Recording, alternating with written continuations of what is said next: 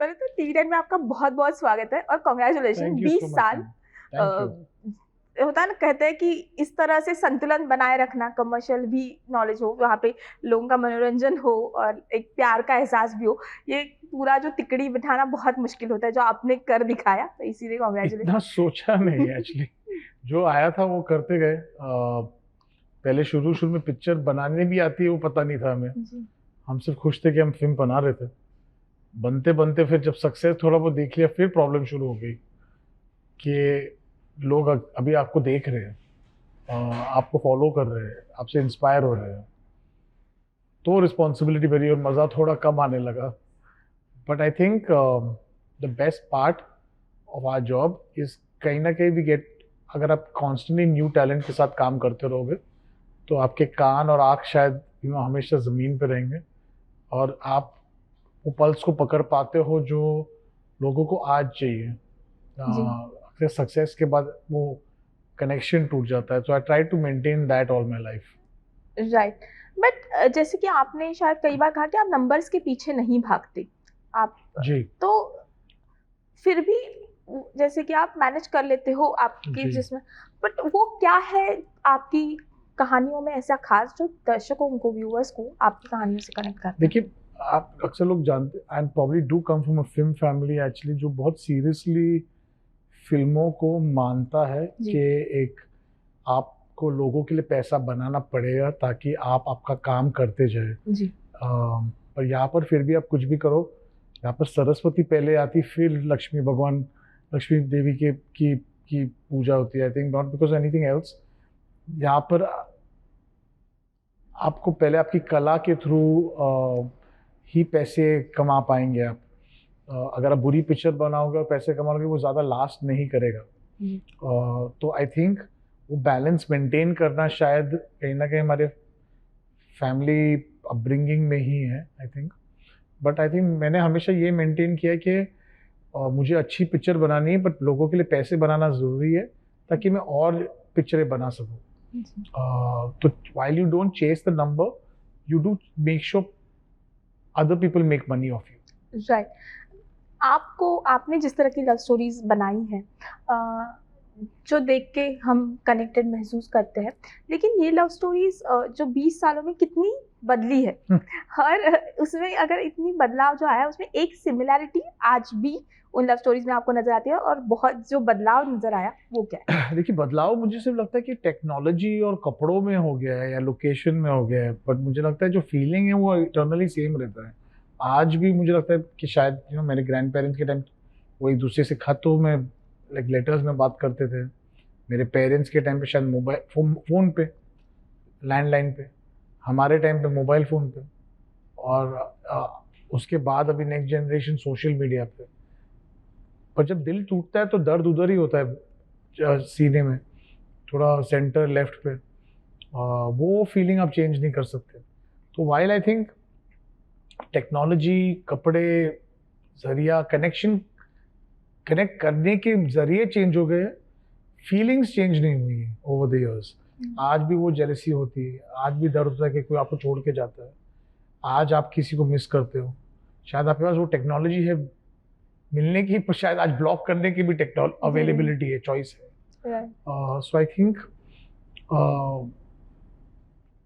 Problems आज भी वही है, सिर्फ उनका बोलने और दिखाने का तरीका चेंज हो गया। राइट। बट अब जो जेनजी का प्यार आया है, जी। आपको लगता है उसमें कई सारे टर्म्स आते हैं, सिचुएशनशिप, ये वो, तो उसमें भी कहीं ना कहीं ये सिर्फ टर्म्स आ गए हैं।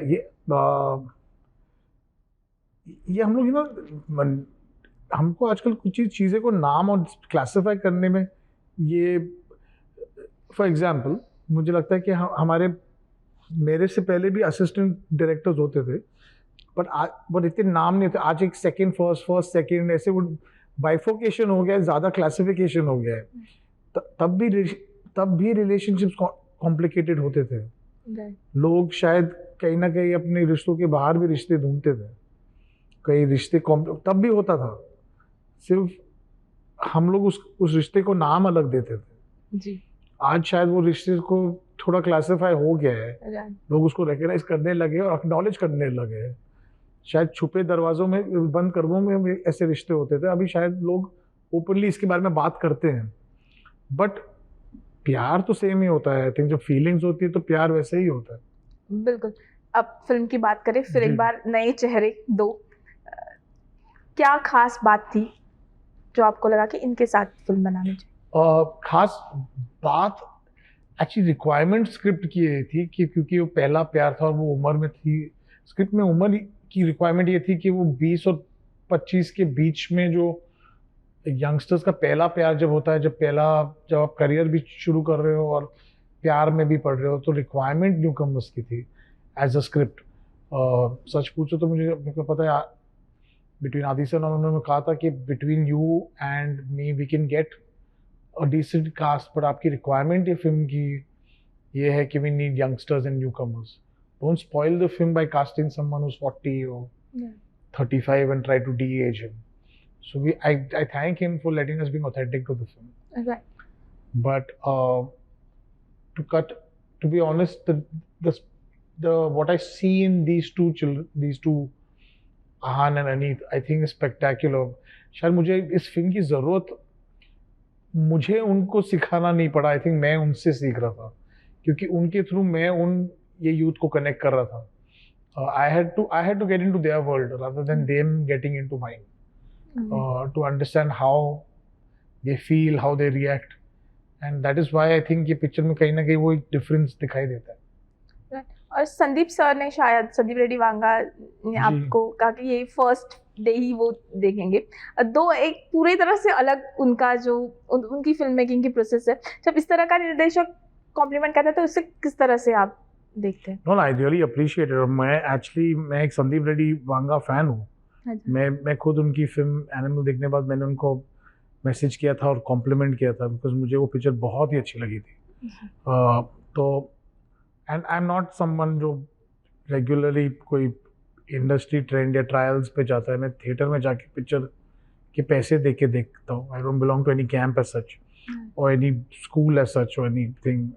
I'm a person who इनका independent thought है, but I really appreciate the fact कि उन्होंने वो ट्रेलर या टीजर देखने के बाद मुझे मैसेज किया और उसके बारे में ट्वीट किया। I really appreciate कि see I think that's a healthy sign कि हम एक दूसरे को सपोर्ट करें, and we have no reason to do। मैं कभी उनको मिला नहीं हूँ। I think it's a mutual admiration of each other's art. Right. Well, जिस तरह से आपने कहा कि एक म्यूचुअल एडमिरेशन होता है, लेकिन आज जो है आखिर हम बोलते हैं कि जनता जो है वो माँ बाप है, और अब बॉक्स ऑफिस बहुत ज़्यादा अनप्रेडिक्टेबल है। तो हर फ्राइडे जब फिल्म रिलीज होती है तो क्या फीलिंग होती है? क्योंकि अब वो आज भी नहीं, वो हमेशा सेम रही थी मैम। वो तब भी डर लगता था, बिकॉज अगर आप देखें तो मैंने शायद आज तक कभी कोई फिल्म में वो शॉर्ट स्टारकास्ट के साथ फिल्म बनाई नहीं है।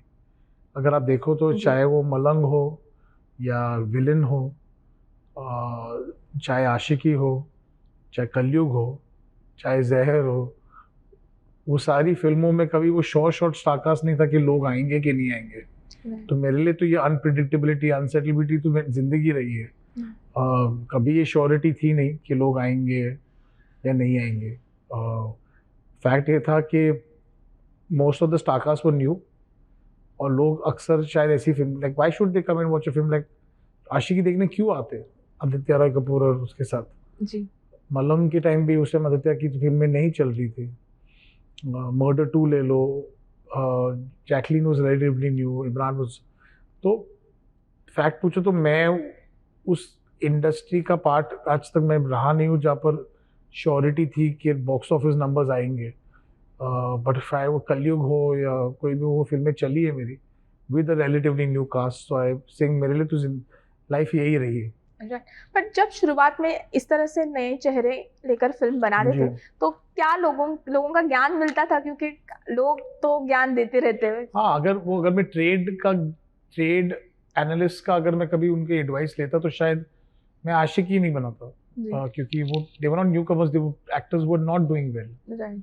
मैं कलयुग नहीं बनाता क्योंकि न्यू कमर्स के साथ ऐसी एक्शन पिक्चर नहीं बनाते। मैं मलंग नहीं बनाता जो एक एंसेम्बल स्टार कास्ट, और मैं शायद रितेश देशमुख को विलेन के रोल में कास्ट नहीं करता जी। क्योंकि लोग कहते थे वो कॉमेडी रोल में अच्छा लगता है। पर मैं लोगों को डिफाई करने के लिए मैंने ये सब नहीं किया था, बट अगर मैं ट्रेड का ज़्यादा सुनता तो मैं शायद कभी कोई ये फिल्म भी शायद नहीं बनाता। But the fact is you have to be authentic to your script, और trade falls in line I think. Well, अब आपकी फिल्मों की बात हो, सिंगिंग की बात ना हो, म्यूजिक की बात ना हो, तो हो नहीं सकता। इस बार भी आप नए जी चैनल को मौका देने वाले हो और आप एक ट्रेंड सेटर बन गए हो। आपकी फिल्मों में गाता है तो वो स्टार बन ही जाता है ये तो कहा जाए। बट इस बार कौन सा नया टैलेंट और किस तरह से उनको? देखिए, मैंने हर पिक्चर में मैंने एक अटेम्प्ट तो किया है कि एक जी। नया म्यूजिक कंपोजर या सिंगर मैं लॉन्च ज़रूर करूँ, जी क्योंकि मुझे लगता है वो करने से आपका म्यूज़िक जो है वो कंटेम्प्रेरी रहता है। तो इस फिल्म में एक बहुत ही टैलेंटेड कश्मीरी म्यूज़िक सिंगर और कंपोज़र फ़हीम अब्दुल्ला और अरसलान है, जिसको मैंने इनको टाइटल गाना गवाया है, क्योंकि मुझे लगता है एक फ्रेशनेस है इनमें, एक इंडी एंगल है जो जो मुझे लगता है यूथ को बहुत कनेक्ट करेगा। जी। आगे का सवाल, क्योंकि आखिरी सवाल था, थोड़ा ढूंढ रही थी। अब तो एक ये जो है वो शानदार फिल्म आप रिलीज कर रहे हो और लोग देखने के लिए एक्साइटेड भी है, लेकिन अब आगे क्या, नेक्स्ट क्या कहना है? एक्चुअली ये टू टाइमिंग मुझे आता है नहीं, मैं बहुत कोशिश करता हूँ करने का, पर होता नहीं मेरे से। मुझे सैयारा अपने सिस्टम से निकालना पड़ेगा when I can start writing the next one. But yes, it is a love story that I would like to work on next. And lastly, what are your dos and don't? कोई भी film करने से पहले क्या होते हैं मोहित सूरी के dos and don't? मैंने ऐसी कोई डोंट है नहीं। मुझे लगता है स्क्रिप्टिंग में कोई पाबंदी नहीं होनी चाहिए, कोई लिमिटेशन नहीं होनी चाहिए। Do everything that is right for the film, but इसलिए ना लिखो क्योंकि आपको कोई स्टार के साथ काम करना है, या आपको वो उसके लिए गलत पिक्चर लिखी जाती है। जी, I think write a film जो आपको बनानी है। Okay, thank you so much. Thank you.